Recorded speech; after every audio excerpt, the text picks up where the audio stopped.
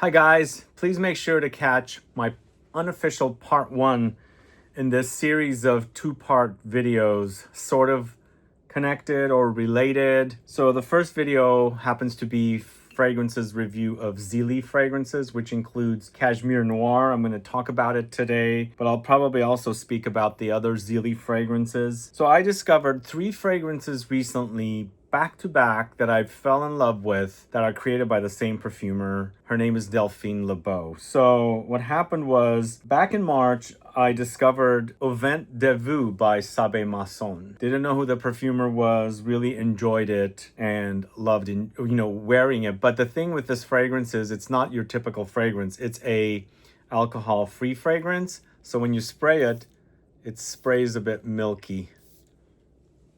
Kind of white. So those are not my favorite kinds of fragrances, but I really enjoy that fragrance. But what also happened was enjoyed that one, and then I discovered this one, Fétiche L'Ambre from the house of Christian Louboutin. So I sampled that very beginning of July while I was in France. So March for the Sabe Masson and July for the Christian Louboutin Fétiche L'Ambre.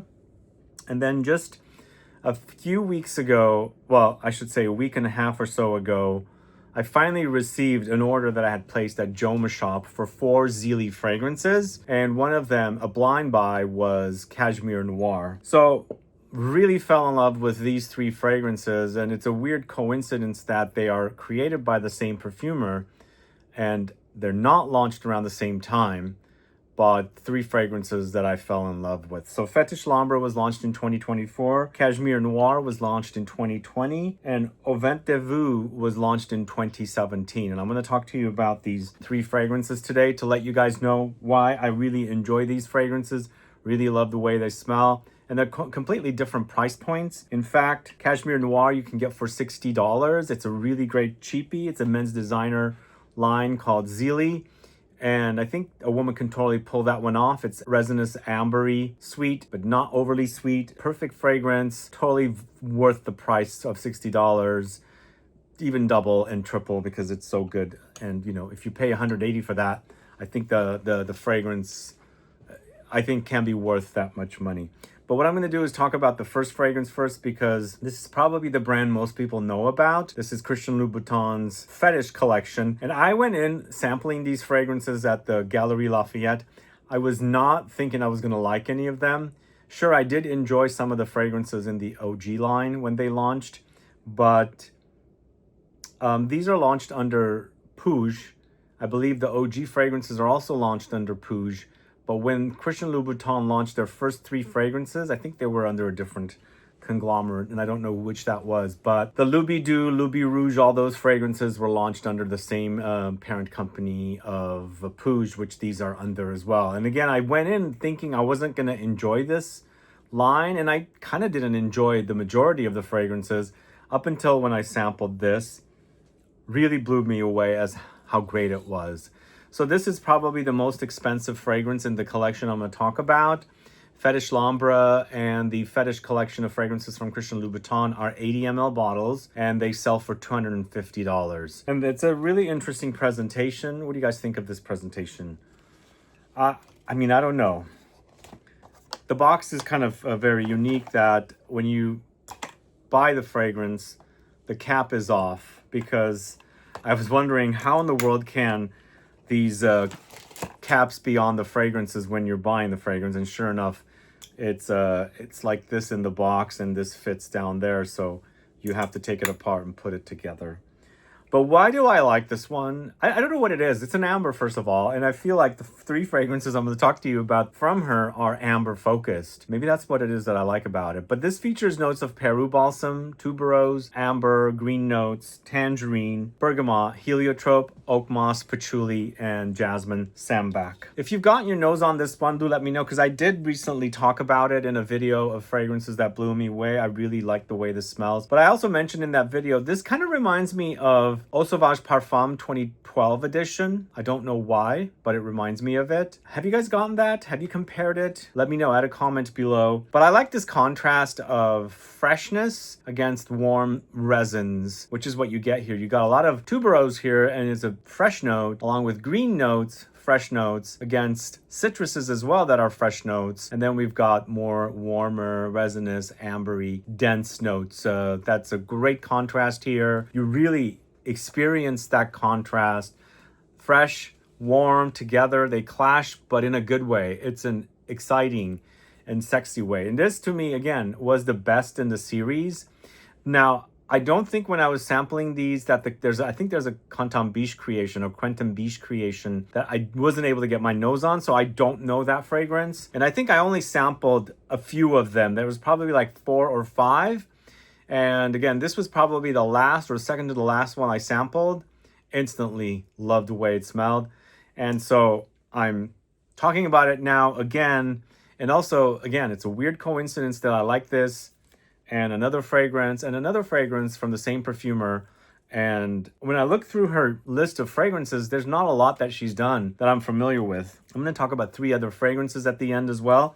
Let's quickly smell this and let you know about it. And if you are familiar with this and you have a bottle, let me know what you think. So good, so good. So the tuberose already has some green qualities to it when you smell it freshly off of the stems. So it's blended beautifully with the ambery notes, the balsamic notes, because you've got Peru balsam here and you've got amber resinous notes as well. So it's just a really beautiful fusion of amber, freshness and resins, earthy notes. Really, really gorgeous. And the clash is just awesome. The green tuberose and the fresh citruses, together with the resins, it's just an intoxicating smell. Super awesome.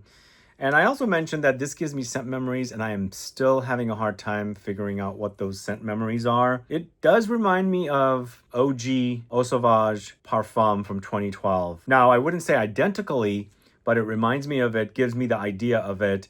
Maybe this is definitely, enhanced with a lot of overdose of tuberose. So that is pretty prominent here. But for me, for sure, that's the only scent memory I get, or it reminds me of maybe a combination of a few fragrances, but so many scent memories with this. And that's another reason why I really like it, really love the way it smells and enjoy wearing it. It's got great longevity as well. I wouldn't say it's super beast mode, but great longevity, super awesome smell. One of the best I've smelled in a long time. And again, as I said, so weird coincidentally that I'm digging these 3 fragrances. So now going to the ZILLI fragrance Cashmere Noir. And again, if you haven't watched a video on the ZILLI fragrances, please go watch that video, because I speak about 4 fragrances. 3 of them are created by Delphine Lebeau. 1 of them is created by another perfumer. But out of the whole 4 that I reviewed, or the entire series of 4 fragrances, this one really stood out. This one smells so great to me. Wears really wonderfully. And once again, it's a designer. It's not uber beast mode, but it has great longevity and I really love it. But you can also get this for $60, 100 ml, super awesome price, totally worth it. If you are in the market for some budget fragrances, I highly recommend you get this one because it's going to be perfect for autumn and winter wear. And if you don't spend too much money on fragrances, this, like I said, it smells like it's worth like $200, $180 to $200, because I think the 3 times the price of this is probably where this would normally be. And of course, remember, Bleu de Chanel L'Exclusive just launched, $276 for that fragrance, and this smells much better, and it's only $60. I think the suggested retail price of this is around $160, so I can see that price being correct. But the notes break down: benzoin, cinnamon, iris or orris, myrrh, vanilla, ylang ylang. See, it's another kind of ambery fragrance. And I don't know much about this perfumer. I've seen her name come up here and there, but this is the first time that I'm actually connecting to 3 fragrances all around the same time that she's created. Or maybe some kind of synchronicity happened. But for me, this is super resinous, super sexy as well. It wears so sexy on skin. It's just one of those kind of fragrances that's kind of addicting to smell over and over again. And do they have any connection, the Fétiche L'Ambre and the Cashmere Noir? I don't think they do, but the fact that they are both ambery style fragrances, that's the connection that they would be. The Cashmere Noir does not have any green or tuberose like notes. In fact, there's not much in the way of resinous notes here. I'm sorry, in the way of fresh notes here. It's all resinous and balsamic notes. Although I would say there's a tropical note of ylang ylang, the yellow floral note. That is actually there to support all the warmer notes that are in here. But to me, it doesn't smell anything like Fétiche L'Ambre, except they're both amber fragrances. But such a solid offering this is. I really recommend it. Again, if you're on the budget, you want to keep it under $100 and smell amazing with a quality offering, Cashmere Noir is awesome. This is also going to make a great fragrance present for somebody that you know that's a man in your life, because the bottle itself is super gorgeous, super sexy. I should show you one of the other bottles. I think the Queer Imperial bottle is one of the best ones.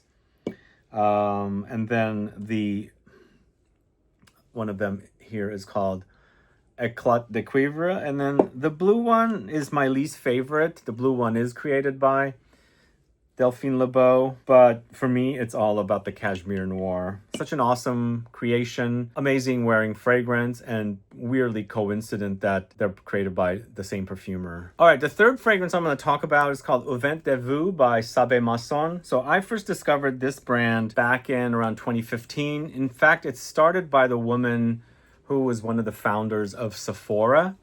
And the brand was sold at Beauty Habit. They haven't sold them there for a long time. And they're known for rollerball type of fragrances or perfumes that also launched regular perfumes of some of their rollerballs or roll-on type of perfumes. And when I first met them also, they were in the process of launching a 100% alcohol-free fragrances, which this is. So this is a 2017 launch. Again, none of these were launched around the same time, but this is a 2017 launch. 100 ml sells for $220, I should say. And it's vanilla, patchouli, labdanum, amber, tolu balsam, apopanax, benzoin, iris, bergamot, and cardamom. So another amber fragrance, right? But as I said, this one is alcohol-free, and this is the kind of fragrance you would rub as well when you put it on. It's got this kind of like a lotion-y effect, but I wouldn't say this is a lotion.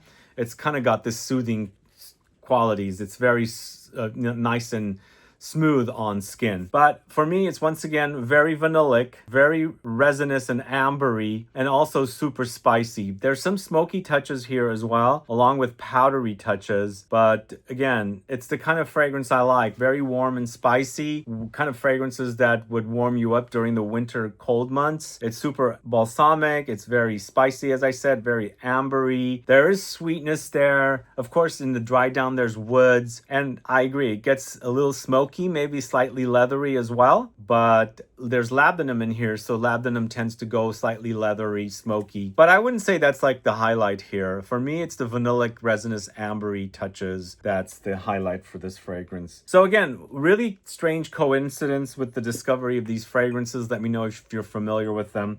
Let me tell you about a few other fragrances from Delphine Lebeau, but before I do, I'm going to read some of her fragrances that I'm not too familiar with. She's done fragrances for 4711, Avon, of course, the Christian Louboutin, Comtesse de Parfums, which I'm familiar with the brand, but I don't know that particular fragrance.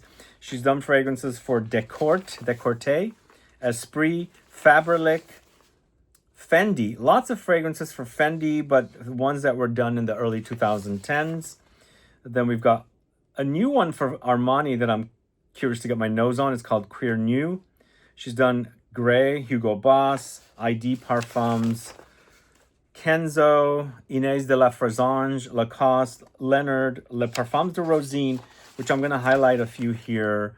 Of course, the Maison Tahité I'm going to highlight, Mabusson, Raleigh, Sabe Masson, which I'm going to highlight, which I already highlighted, Salvador Dali, Scalpers, Scent of Africa, Scents of Wood, which I'm sure you guys are familiar with, but I haven't smelled those fragrances. Sergio Tacchini, Stark, Valentino, Yves Rocher, and of course the the fragrances of ZILLI. So yeah, let me know if you're familiar with any of the fragrances that she's created. Let's talk a little bit about Velvet Coffee from the house of Maison Tahité. Are you guys familiar with this? So Maison Tahité launched these fragrances of, let's see, they did coffee, vanilla, and what else did they do? Chocolate or cacao. So they did those 3 series, and in the coffee series, we've got a fragrance from Delphine Lebeau.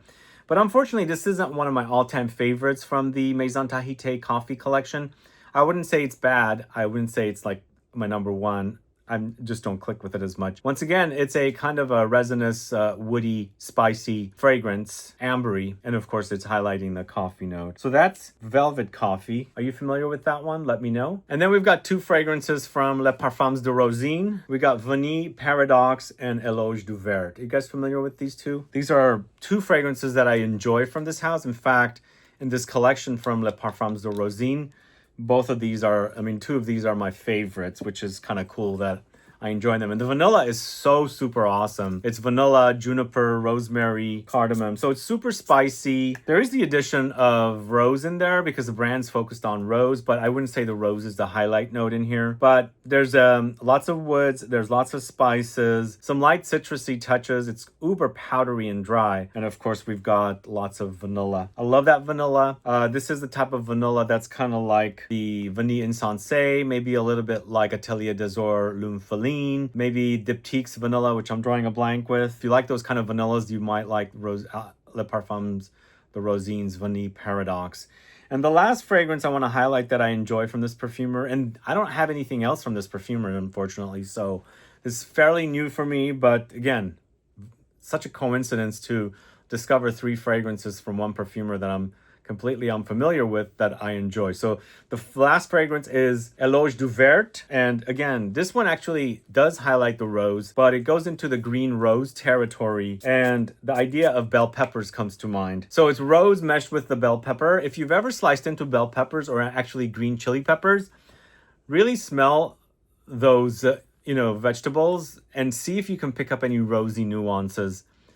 And it's really awesome the way they did this because you're getting a rosiness from the green bell pepper and the green bell pepperiness from the rose. I love that kind of trickery in fragrances, and it's such an awesome scent. I love it. It smells great.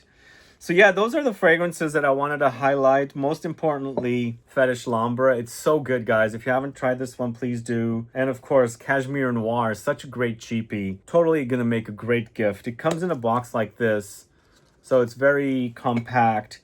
And of course, as I had mentioned in the video for ZILLI fragrances, I bought testers of most of them. And then finally, Au Vent de Vous. Put a comment down below. Let me know if you have sampled these fragrances or you're curious to try them. I'd like to find out. And thank you so much for watching today's video, guys. If you haven't subscribed to the channel, please do click the bell icon as well so you'll be notified for future videos and you don't miss them out. And then also, please like this video. Give a thumbs up so it'll help with the algorithm. See you guys later. Bye-bye.